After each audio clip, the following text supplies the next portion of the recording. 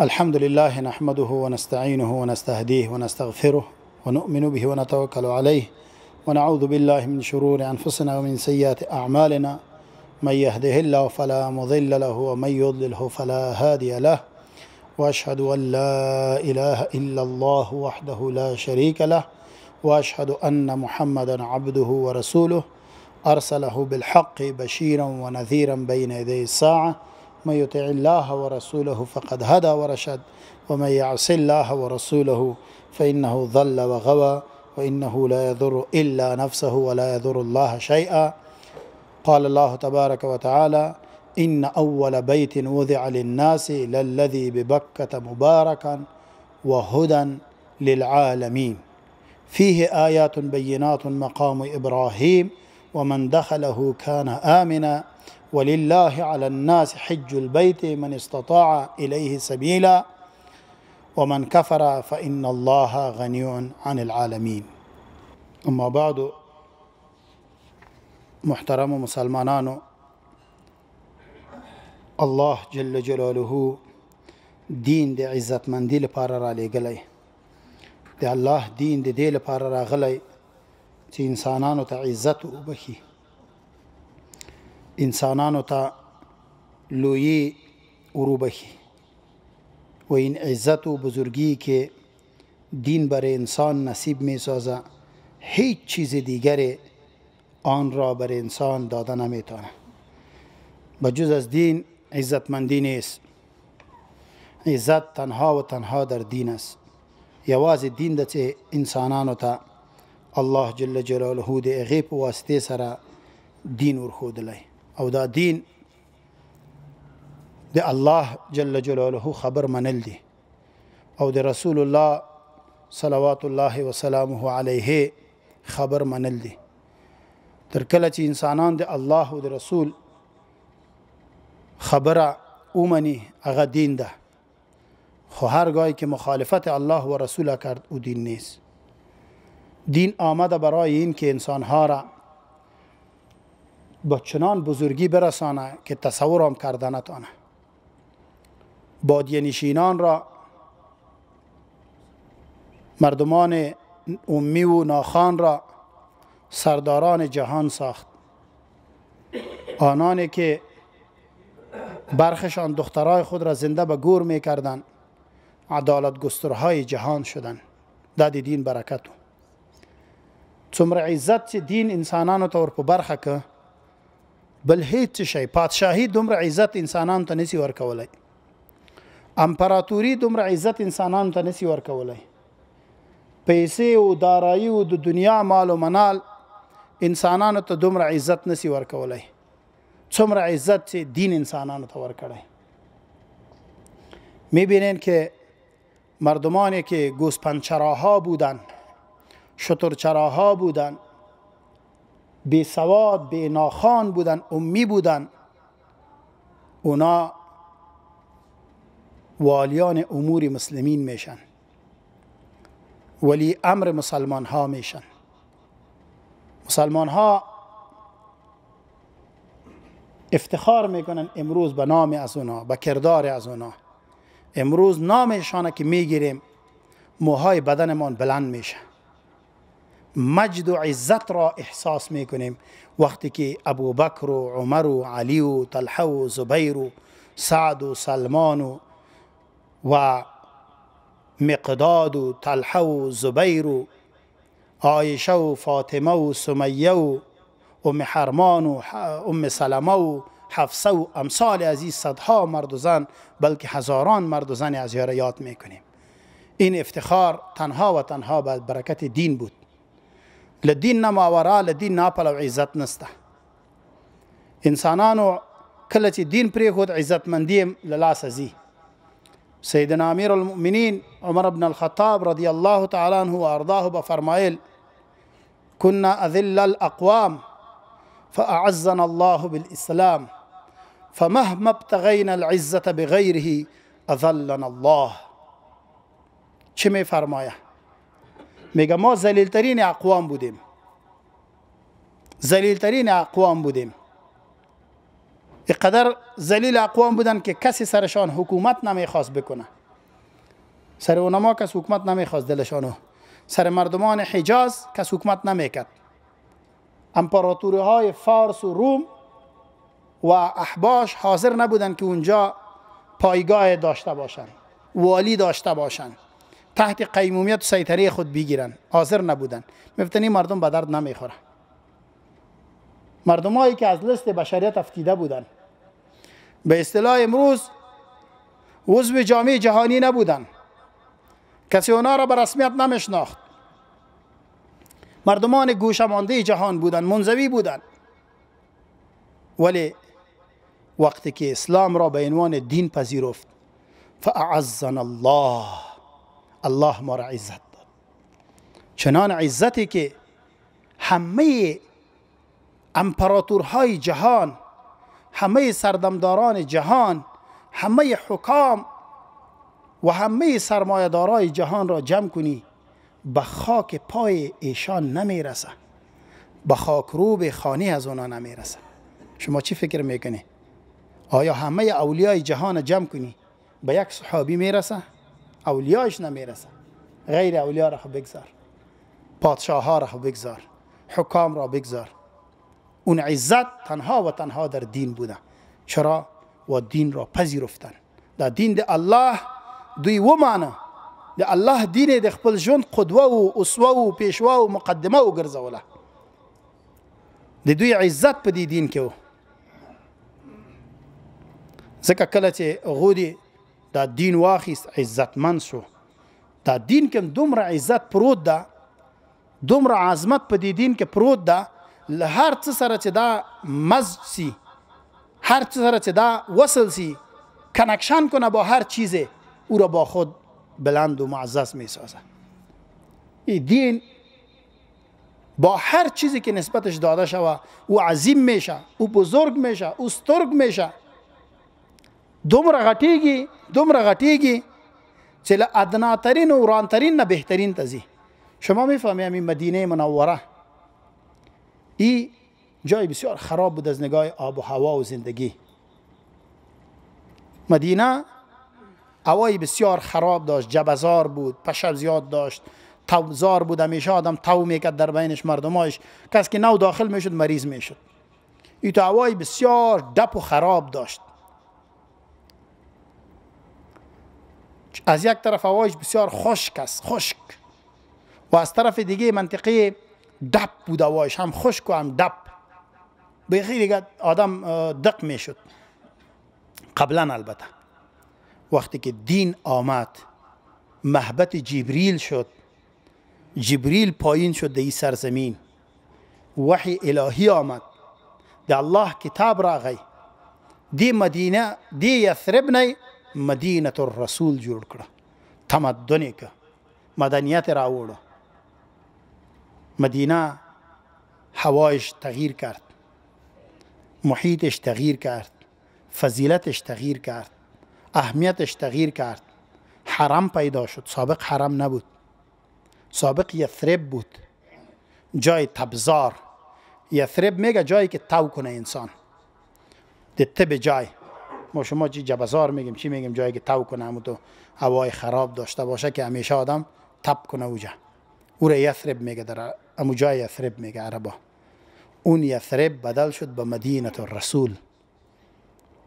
اون مدینه شد، هوایش گوارا شد. پیغمبر دعا کرد، گفت یا الله هوایش گوارا بساز، پاک بساز، تب و اینا را ببر به طرف تیمه و به طرف یک جای دیگر را نام گیره، با اوجا ببر یا الله. او کوها و قله ها و دشت ها هستن که انسان ها زندگی ندارن، ببر او طرف یا الله، هوای هزیر گوارا بساز. همو تو کار کرد الله. هوای مدینه هوای گوارا شد. بهترین آب و هوا را مدینه داره.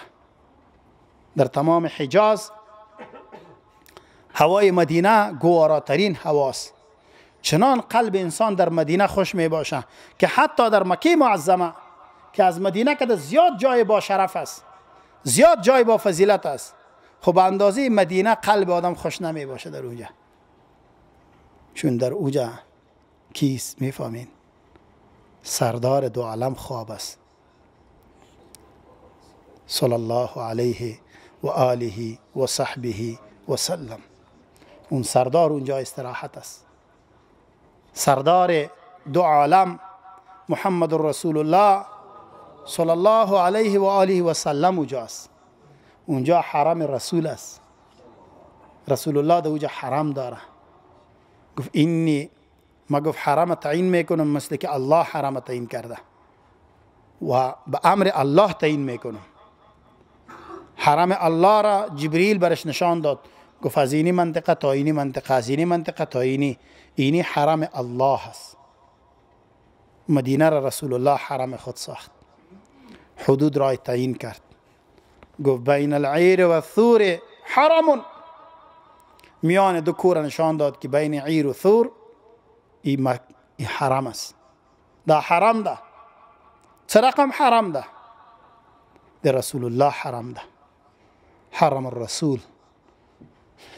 او دا ولی دا زمکه خو له پخوانه هم دلته ولی حرم نو، چون دین نبود. در مدینه تا وقتی که دین نبود حرم هم نبود. وقتی که رسول الله آمد، دین آمد، وحی آمد، جغرافیا تغییر میخوره. داسه بدلون خوری جغرافیا که سرزمین آب و هوایش تغییر میخوره، خلاف قواعد عام فیزیک و قواعد عام جغرافیا. قواعد عام اگر چه جغرافیا از احوال زمین بحث میکنه، خب قواعد عمومی فیزیکی است که جاهای کوه باشه و خشک باشه و گرما باشه و آب نباشه، طبیعی است اونجا گرما بیشتر می باشه، آب و هوای خشک. ولی در مدینه همونطوری شد، آب و هوا به آب و هوای گوارا تبدیل شده. قلب انسان اونجا لذت میبره، قلب انسان تازه میشه، قلب انسان لذت میبره، قلب انسان آرامش میبینه. قلب انسان در مدینه باز میباشه. حاجی ها را پرسان کنی، الله همه ما و شما را ببره. در مکه خوش هستی یا در مدینه؟ صاحب میگه در مدینه بسیار خوش هستیم، در حالی که فضیلت مکه و مدینه فرق میکنه. مکه زیاد فضیلت داره. یک نماز مکه 1,00,000 نماز سایر مساجد است، در حالی که در مدینه 1500، در بعض روایت 500 نماز، در بعض روایت 1000 نماز آمده. 1000 نماز. در بیت المقدس 500 نماز است. 1000 نماز. فضیلت مکه 1,00,000 نماز ثواب یک نماز است. فضیلت مدینه 1000 نماز است. یعنی 100 مرتبه مکه فضیلتش بیشتر است از مدینه کرده. خب قلب انسان در مدینه خیلی گواراست نسبت به مکه. علت چی است؟ یک خود در مکه چون انوار و فیوزات بسیار قوی میآید، انسانای مثل ماروار ضعیف تاب بری از او آورده نمیتونه. شیطان قلبش تنگ میسازه. اگر شیاطین آفاقی کار نمیکنه، شیاطین انفسی وسوسه میکنن. مکه که نبی علیه السلام داخل شد، بازی یک کاریز بود، بیر طوا میگفتن برش. در این کاریز نبی علیه السلام غسل کرد. بازم کدام فضیلت نداره که خاص ما بگیم که رفتن، ولی به حساب یک یادگار تاریخی سردار دو عالم مزه میده که آدم در جای میره که رسول الله در اونجا قدمای مبارک گذاشته. نبی علیه السلام دلته غسل کرده به بیر طوا کې. بیر طوا کې نبی علیه السلام غسل مکه ته سره نه وته. نبی علیه السلام په شمال باندې داخل شو، ځکه داغه شمال کې واقع ده د مدینه. نو چراغ به فتح په ورځ باندې بیا مخکې لدینه کعبه ته نه نوځي. کعبه نه یو تقریبا 1.5 کیلومتر مسافه شمال طرف ته ده. 1 کیلومتر شاید 1.5 کیلومتر مقدره مسافه میه. دلته نبی علیه السلام د کاریز ته نه نوت، بیر طوا په نوم باندې غسل وکړ. دلته بعد لغینه بیا لاړ مکه معظمه ته دننه کعبه ته ورننه وته. هغه کعبه سره نږدې ده، خپل د مسجد حرام. اوس خو مسجد حرام کې ساحه ده. نو مکه را از خاطر بکه میگه که جای بیروبار و ازدحام و قدم زدن پای زدن مردم است که جای پای خوره است، پای د پای مردم میخوره، ازدحام و زحمت. از خاطر بکه میگه. جای بلندی را میگه، جای بلند باشه، مثل کعبه از مخاطر میگه برش. اولین خانه که میگه آباد شد، لمړنی کور چې د عبادت لپاره جوړ سه، هغه وضع للناس للذي ببکته. هغه کور چې مکه کې ده. مکه کې کم کور ده؟ دغه بیت الله الحرام ده، دا کعبه شریفه ده. دا کعبه لومړی کور ده چې په دې ځمکه کې ایښودل سوی ده. اولین خانه کې گذاشته شد این کعبه است. اولین خانه را الله متعال جل جلاله در کره زمین برای عبادت ای را گذاشت.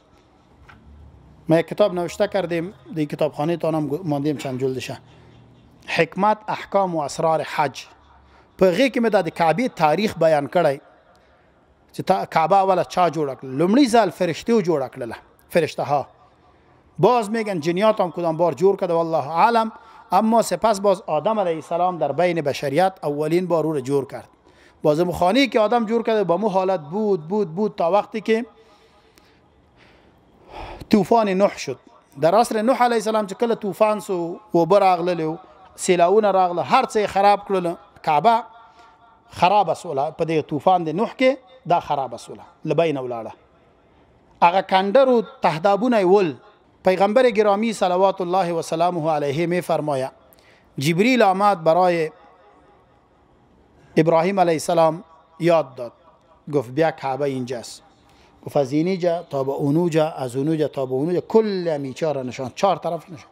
گفت اینی کعبه است، این را آباد کن.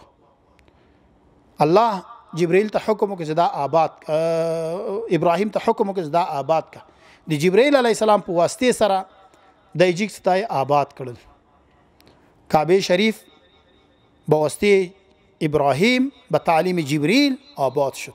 همراه بچهش که نوجوان شده بود، اسماعیل سلام الله علیه و علی نبینا الصلاة والسلام، آبادش کرد. کله چې آباد کړل دا کعبه، زوی پلار دواړه جګ سول، دا کعبه آباد کړله. کعبه شریفه ای به شکل ابراهیمی آباد شد و بود تا وقتی که سیل عرم آمد.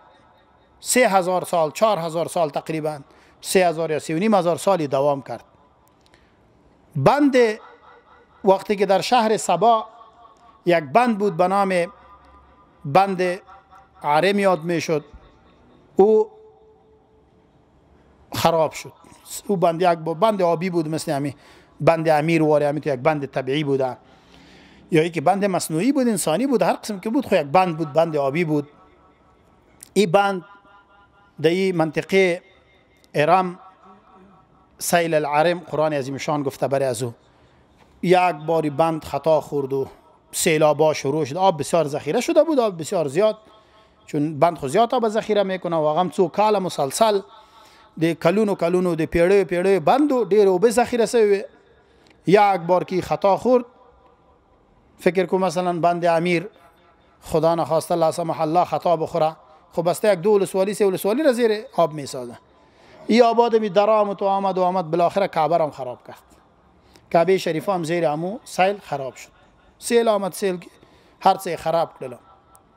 دین وروسته بیا کعبه یو مدت، یو څو میاشتې یا څو وخته او هغه ولا په دې سیلاو لاندې سوی و.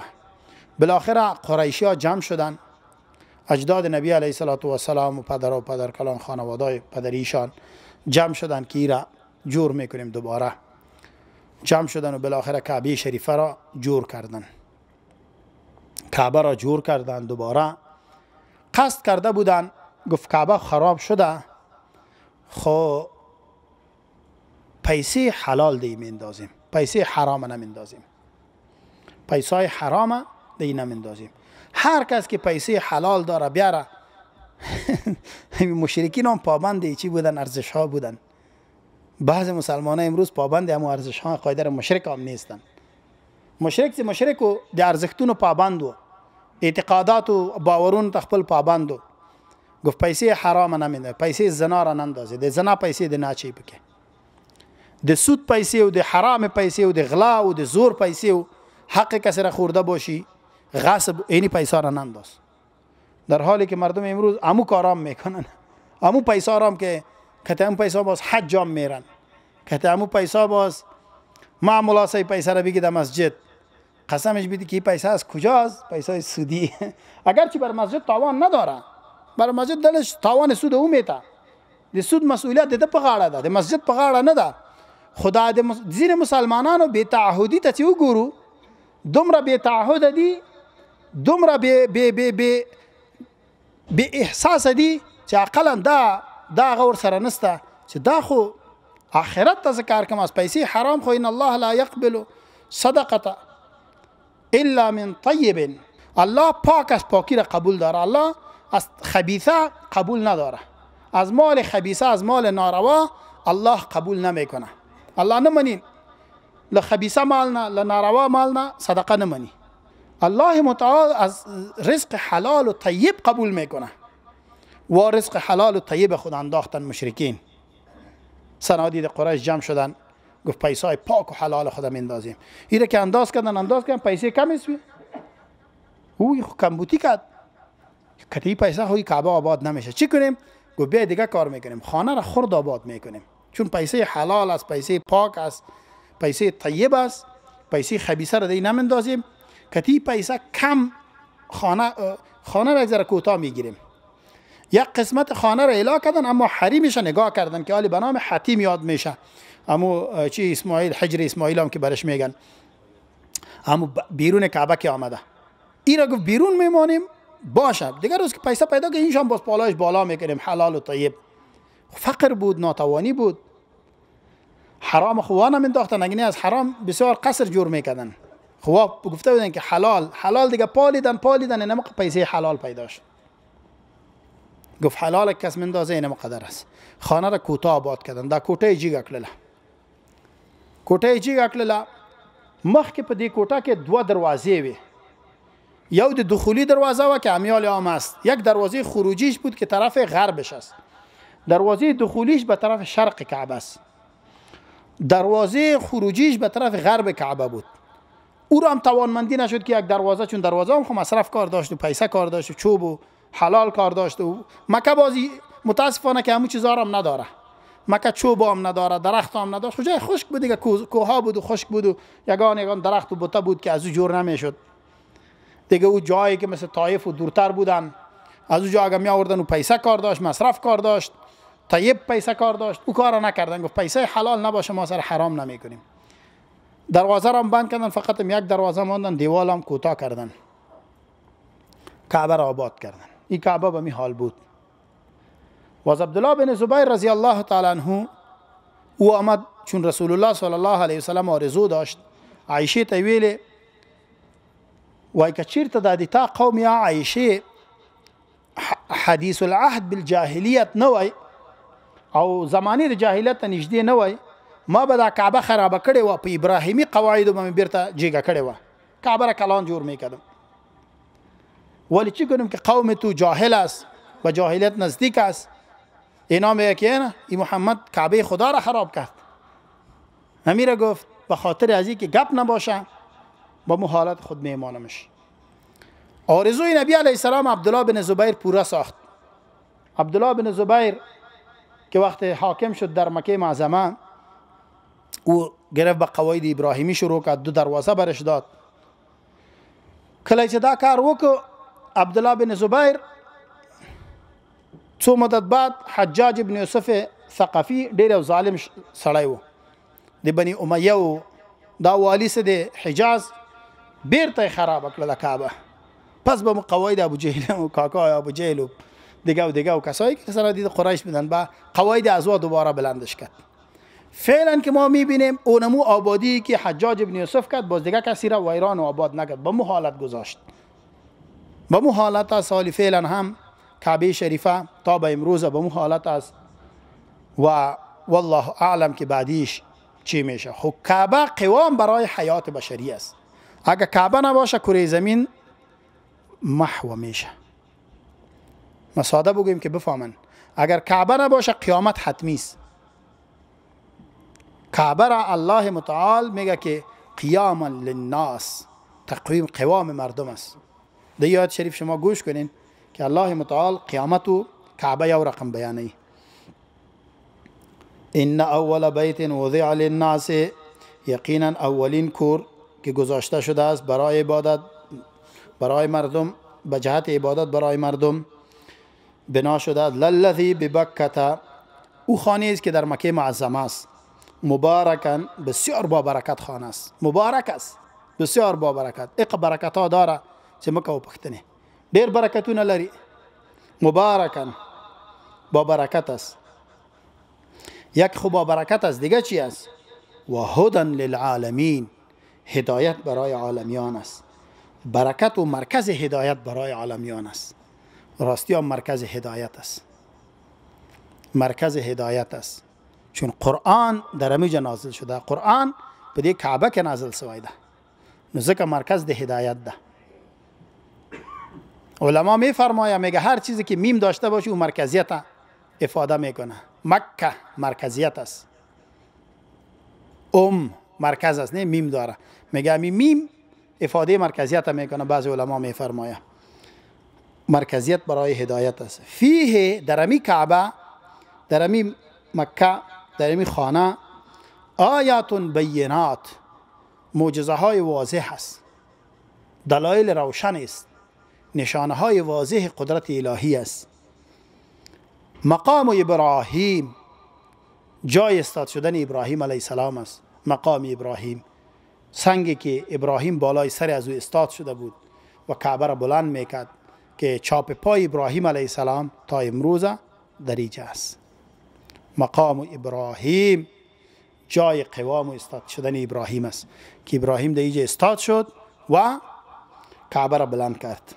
و من دخله کان آمنه، څوک چې داخل شو دی مکې ته دا په امن کې ده، د کعبې سره امن کې ده. ولله علی الناس حج البیت، حق الله بر مردم است، حکم الله بر مردم است، خاص برای الله است سر مردم، واجب است سر مردم. حج البیت، حج خانه کعبه. من استطاع الیه سبیلا، کسی که توانمندی رفتن را داشته باشه، زاد راحله داشته باشه، توانمندی جسمی داشته باشه و تا اوجا رفته بتانه، سرش فرض است که حج بره.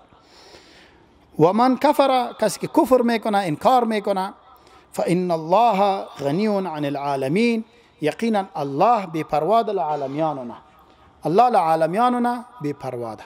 په دې آیاتونو کې الله جل جلاله د مکه معظمه فضیلت په بلاد کې راغلی قیاما للناس. کعبه وای د خلکو لپاره د قوام، د قوام برای مردم است. قوام چی را میگه؟ که یعنی استاد میشه مردم، مردم استاد میشه، مردم استاد میشه و برای کعبه سبب تقویم مردم است.